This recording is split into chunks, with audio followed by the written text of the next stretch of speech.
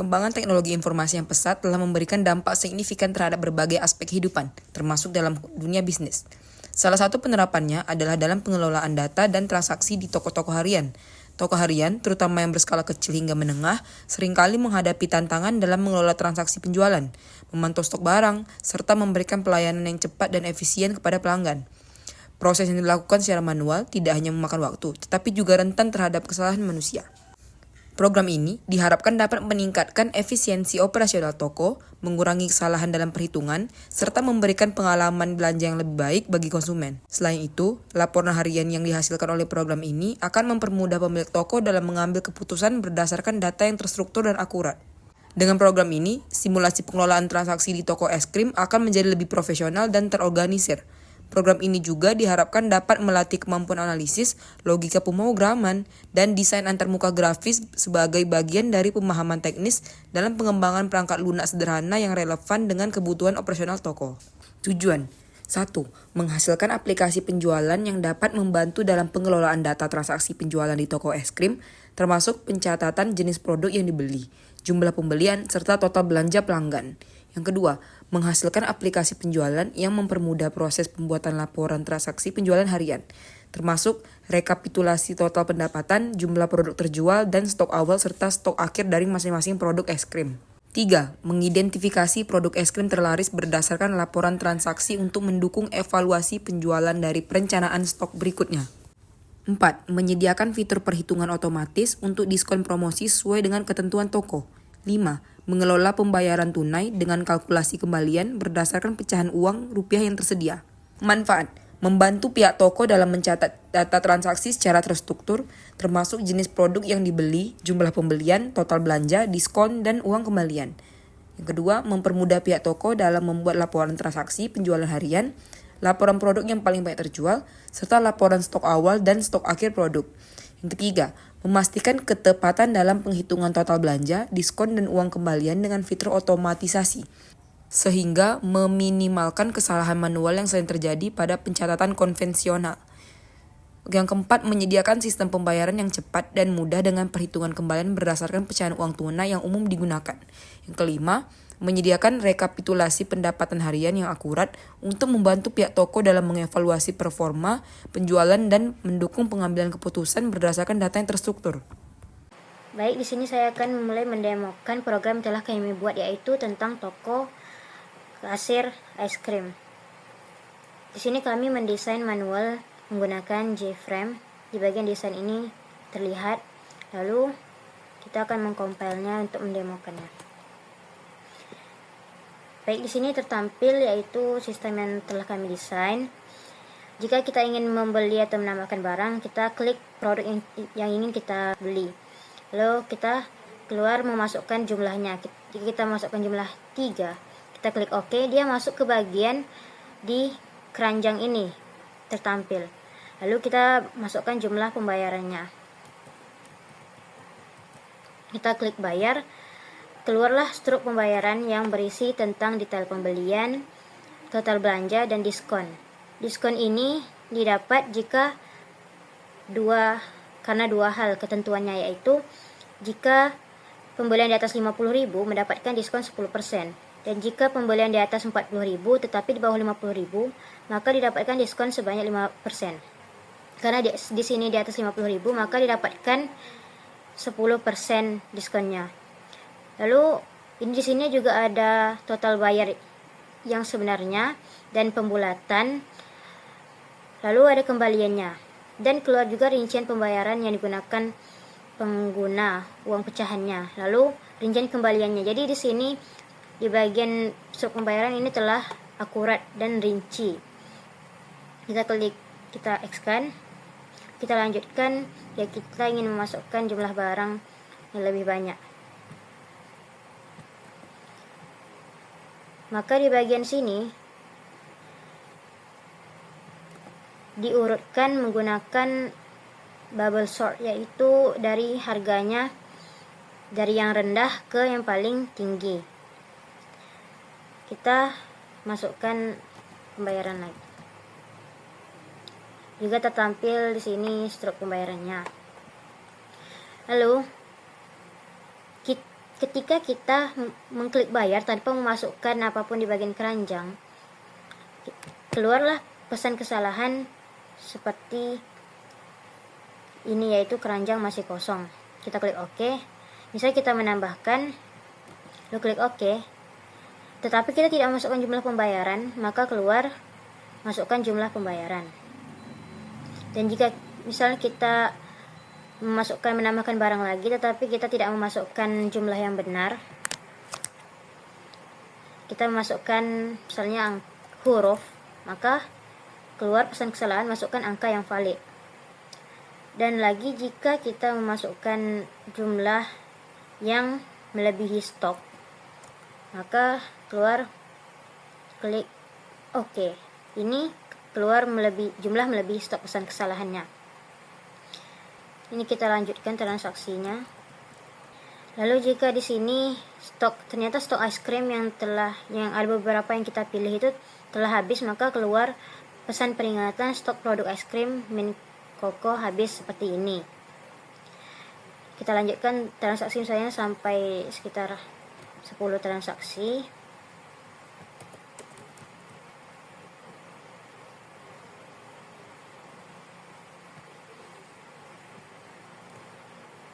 Jika transaksi kita sampai 10, keluar pesan konfirmasi yaitu sudah mencapai 10 transaksi. Jika kita klik yes, maka keluar laporan penjualan kita yang berisi jumlah transaksi, total pendapatan, dan rincian penjualan, yaitu yang telah terjual berapa es krim, dan laporan stok barang yang tersisa juga.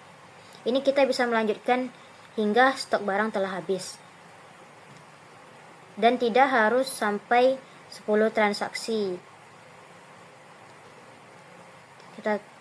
Karena ini telah diakhiri, kita klik OK. Misal kita mencoba untuk menghabiskan stok, maka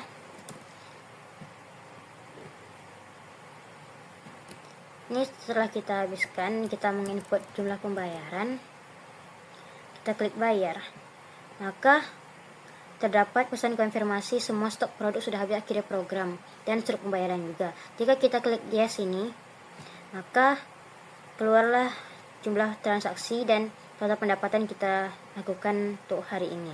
Sampai di sini demo yang dapat saya lakukan. Selanjutnya yaitu tentang penjelasan programnya. Ini adalah kelas dari produk.java. Nah, ini tuh dapat kita lihat yang pertama adalah deklarasi dari kelas produk, yaitu public class produk.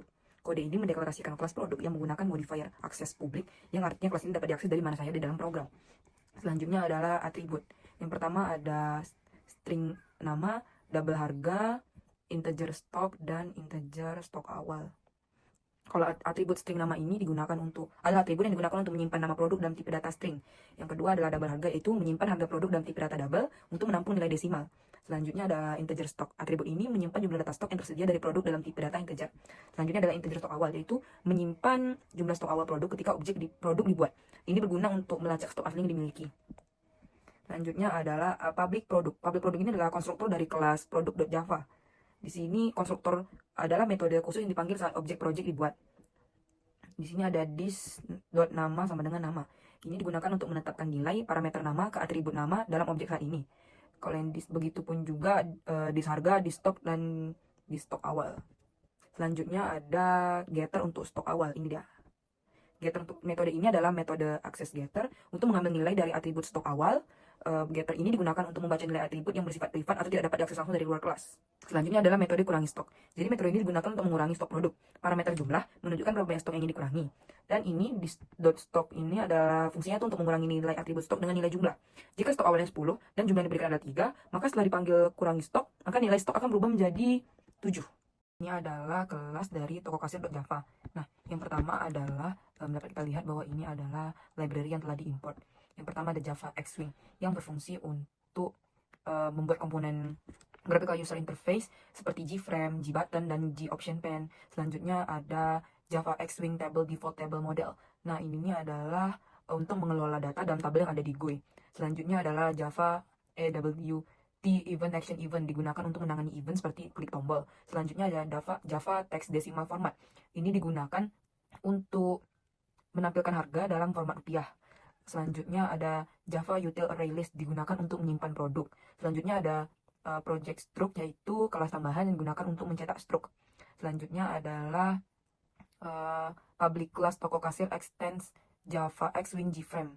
Ini adalah deklarasi dari kelas toko kasir. Public class toko kasir ini adalah kelas utama yang menangani logika aplikasi kasir. Kelas ini merupakan turunan dari JFrame, yang berarti kelas ini adalah antarmuka grafis untuk aplikasi kasir. Selanjutnya adalah deklarasi variabel. Ini adalah deklarasi variabel yang dideklarasikan secara privat. Yang pertama ada default table model. Objek ini digunakan untuk mengelola data yang ditampilkan dalam tabel GTable2. Model ini memungkinkan penambahan, penghapusan, dan pembaruan baris dalam tabel. Selanjutnya ada decimal format rupiah, new decimal format. Nah, ini tuh digunakan untuk memformat angka ke dalam format rupiah. Jadi, di depan angka akan ada RP dan akan ada koma untuk pemisah ribuan. Selanjutnya adalah array list produk, daftar produk. Daftar ini adalah untuk daftar produk yang tersedia untuk dijual. Produk adalah kelas yang menyimpan informasi seperti nama, harga, dan stok produk. Selanjutnya adalah double total pendapatan. Variabel ini menyimpan total pendapatan yang diperoleh dari transaksi yang telah dilakukan. Selanjutnya ada integer jumlah transaksi. Variabel ini menyimpan jumlah transaksi yang telah dilakukan. Selanjutnya merupakan public toko kasir. Public toko kasir ini merupakan konstruktor dari kelas toko kasir.java. Init components biasanya digunakan untuk menginisialisasi komponen GUI seperti tombol, label, dan tabel. Selanjutnya adalah ini model new default table model, new object, new string. Nah, itu adalah membuat objek default table model untuk tabel. Tabel ini akan memiliki kolom untuk nama produk, jumlah, harga, dan subtotal. Selanjutnya adalah GTable2 set model. Nah, ini digunakan untuk menghubungkan model data default table model dengan komponen tabel GTable2 agar data yang ada di model bisa ditampilkan di dalam tabel. Selanjutnya adalah daftar produk new array list. Jadi ini membuat objek array list untuk menyimpan daftar produk yang tersedia. Selanjutnya adalah ini daftar produk. Jadi ini adalah untuk menambahkan beberapa produk ke dalam daftar produk. Setiap produk memiliki nama, harga, dan juga stok awal.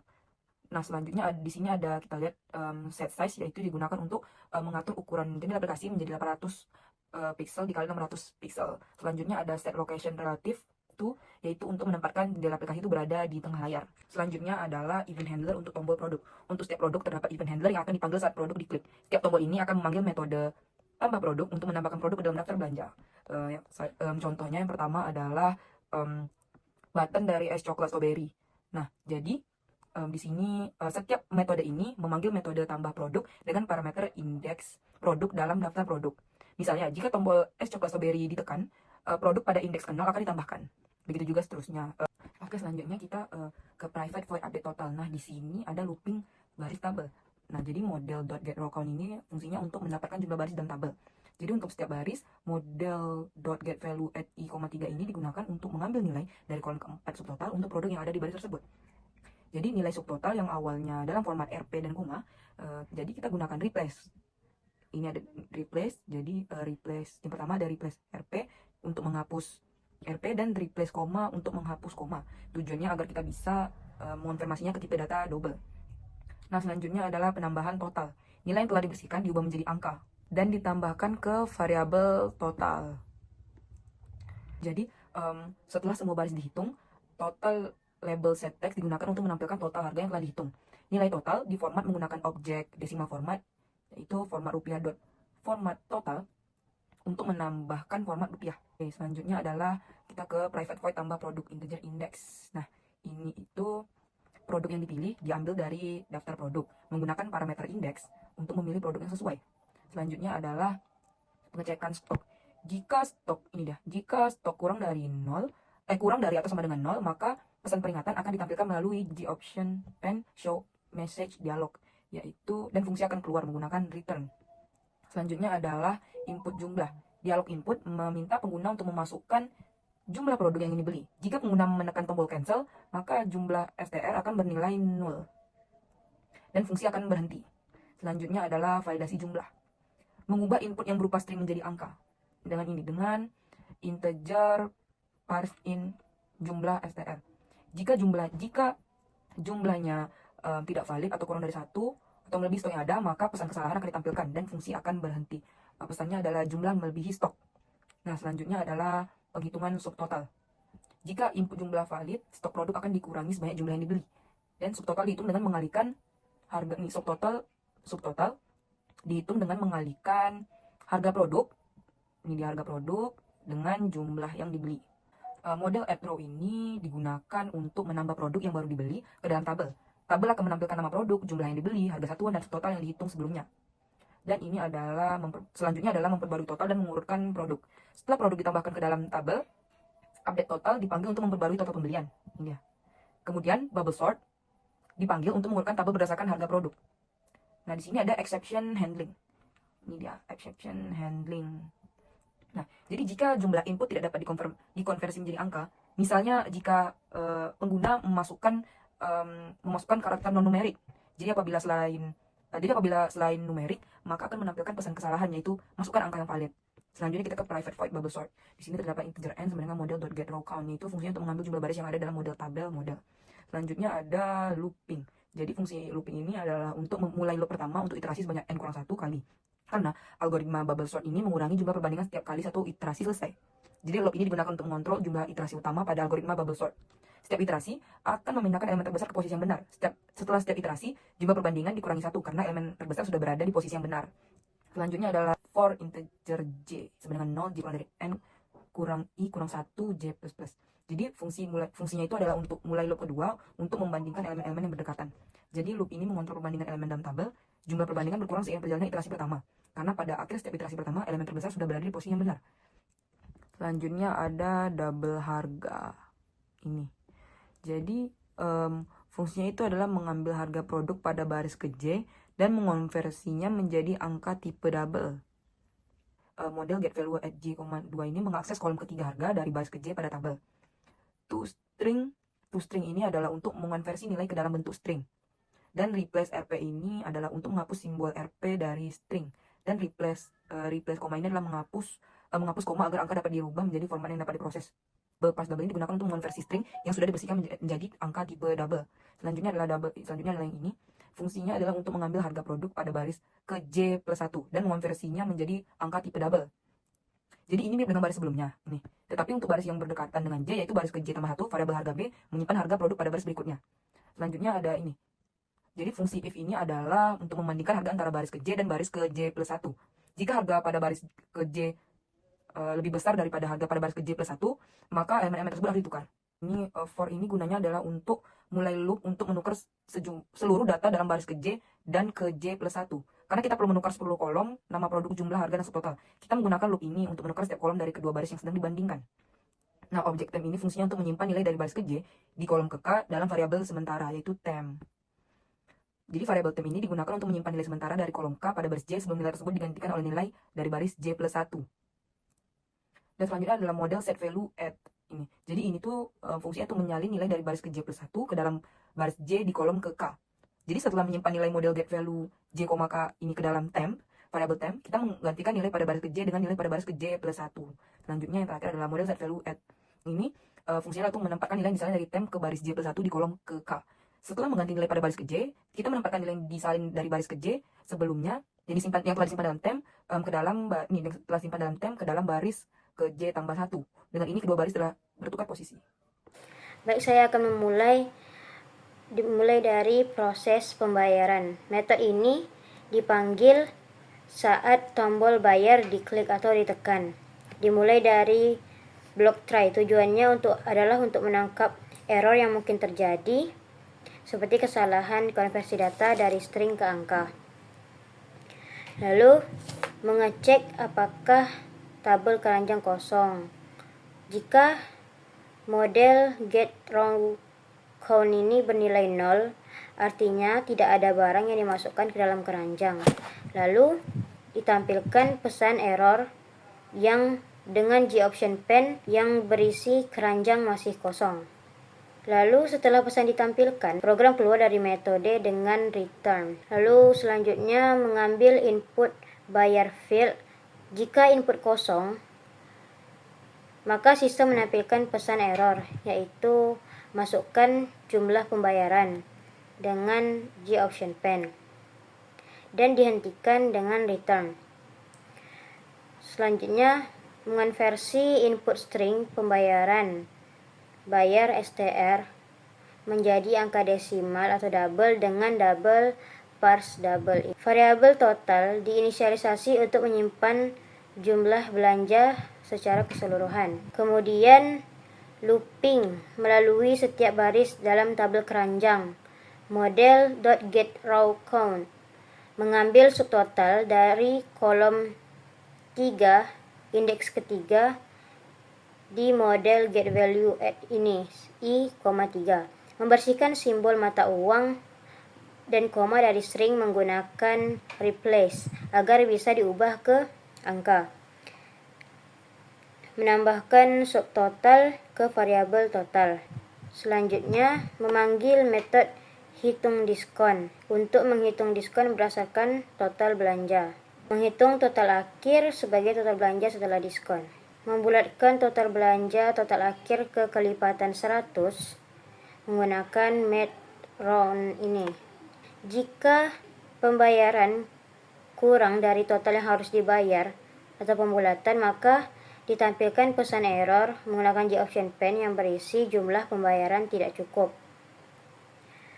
Lalu menghitung kembalian dengan mengurangkan total pembulatan dari jumlah pembayaran. Selanjutnya, membuat objek struk untuk mencetak struk transaksi dengan semua transaksi dikirimkan sebagai parameter.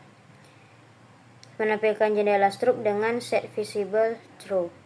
Kemudian menambah total pendapatan dengan nilai pembulatan dan jumlah transaksi bertambah. Kemudian mengosongkan tabel keranjang dengan model .setRawCount. Lalu diperbarui label total belanja dengan update total dan dibersihkan juga input pembayaran dengan bayar field .setText. Jika jumlah transaksi mencapai 10, jendela struk ditutup, lalu ditampilkan pesan sudah mencapai 10 transaksi. Akhiri program. Jika pengguna memilih yes, laporan ditampilkan dengan program dihentikan dengan system.exit. Jika terjadi kesalahan dalam mengonversi input pembayaran angka, ditampilkan pesan error, yaitu masukkan jumlah pembayaran yang valid. Metode selanjutnya yaitu metode cek stok habis. Metode ini digunakan untuk memeriksa apakah semua stok barang telah habis. Deklarasikan semua habis dengan tipe boolean sebagai indikator apakah semua produk habis atau tidak. Lalu menggunakan iterasi pada daftar produk. Jika ditemukan stok produk lebih dari 0, maka semua habis diubah menjadi false dan iterasi dihentikan dengan break.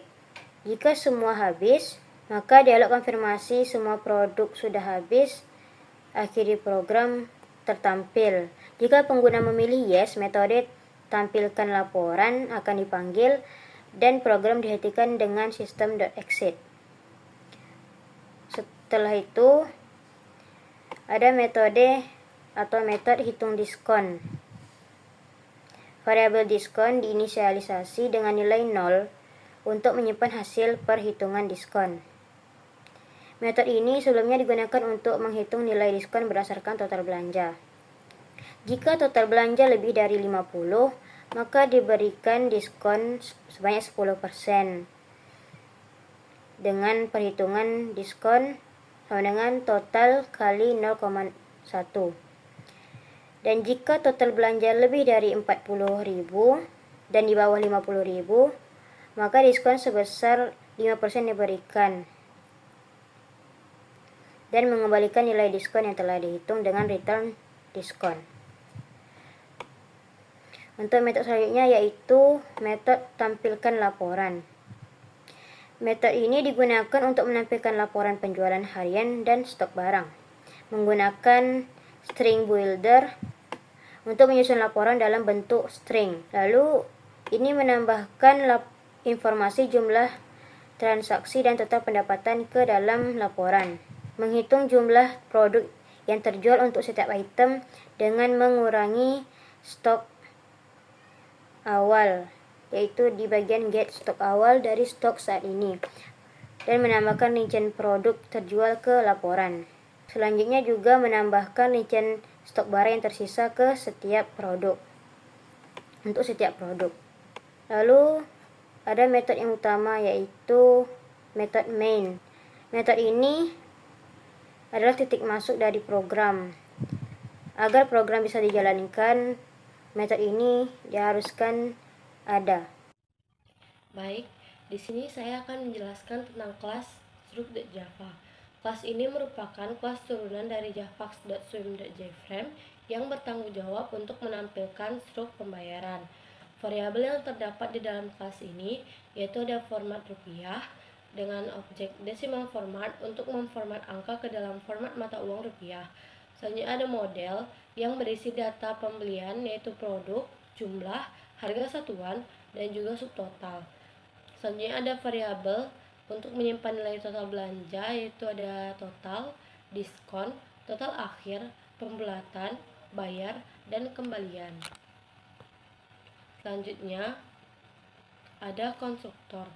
Konstruktor struk ini menerima parameter berupa model yang berupa data pembelian yang disimpan dalam bentuk tabel serta total, diskon, total akhir, pembulatan, bayar, dan juga kembalian yang merupakan data keuangan untuk ditampilkan di dalam struk. Konstruktor ini memanggil init komponen untuk menginisialisasi komponen dalam GUI dan juga memanggil fill text area untuk mengisi teks di area struk, dan juga set default close operation yang menggunakan dispose on close yang memastikan bahwa jika jendela ini ditutup, maka jendela utama tidak akan ditutup juga. Selanjutnya ada metode fill text area. Metode ini membangun string struct berdasarkan data yang diterima, kemudian menampilkannya di JText area. Struktur struk tersebut yaitu ada header tokonya, rincian pembelian yang berisi nama produk, jumlah, harga satuan, dan subtotal, total belanja, diskon, total setelah diskon, pembulatan, jumlah yang akan dibayar, dan kembalian. Di dalam metode fill text area ini kita menggunakan loop. Lalu ada metode breakdown payment. Di sini kita menggunakan string builder result yang digunakan untuk menyimpan hasil akhir yang berisi rincian pecahan uang yang akan digunakan untuk membayar jumlah bayar. Lalu kita menggunakan array, yaitu array pecahan yang akan mendeklarasikan nilai-nilai pecahan uang yang diurutkan dari yang terbesar yaitu Rp100.000 sampai ke Rp100. Di metode ini kita juga menggunakan looping. Jadi loop for ini digunakan untuk mengiterasi array pecahan. Setiap kali loop berulang, variabel pecah akan berisi satu nilai dari array pecahan. Sedangkan kondisi if memastikan bahwa hanya pecahan yang digunakan untuk membayar uang yang dimasukkan ke dalam hasil. Jika jumlahnya lebih besar dari 0, maka pecahan tersebut digunakan. Jika jumlahnya lebih kecil dari 0, berarti pecahan ini tidak dibutuhkan untuk membayar jumlah uang yang tersisa. Jika blok kode dalam if jadi. Ada juga metode breakdown change. Metode ini hampir sama dengan metode sebelumnya yaitu breakdown payment, tapi ini digunakan untuk menghitung kembalian pada parameter kembalian. Di sini kita juga menggunakan string builder result untuk menyimpan rincian pecahan uangnya dan juga array-array pecahan yang sama dari Rp100.000 hingga ke Rp100. Kita juga menggunakan loop for untuk mengiterasi array-nya dan memproses setiap pecahan uang yang ada. Di sini kita menghitung jumlah pecahan untuk kembalian. Pada setiap iterasi, program menghitung berapa banyak pecahan pecah yang akan digunakan untuk memberikan kembalian. Pembagian dilakukan antara kembalian dan pecah. Sedangkan kondisi if memastikan bahwa hanya pecahan yang digunakan untuk memberikan kembalian yang diproses. Jika jumlahnya lebih besar dari 0, maka pecahan tersebut digunakan. Jika sama dengan 0, maka pecahan ini tidak diperlukan dan program akan melanjutkan ke pecahan berikutnya. Jika jumlahnya lebih besar dari 0, Pecahan tersebut akan ditambahkan ke objek result dalam format yang sudah diformatkan dengan rupiah. Setelah memproses pecahan tersebut, sisa kembalian dikurangi dengan jumlah yang sudah dibayar menggunakan pecahan tersebut. Lalu, hasil looping ini akan dikembalikan dengan spasi atau baris kosong yang tidak diinginkan dihapus menggunakan trim.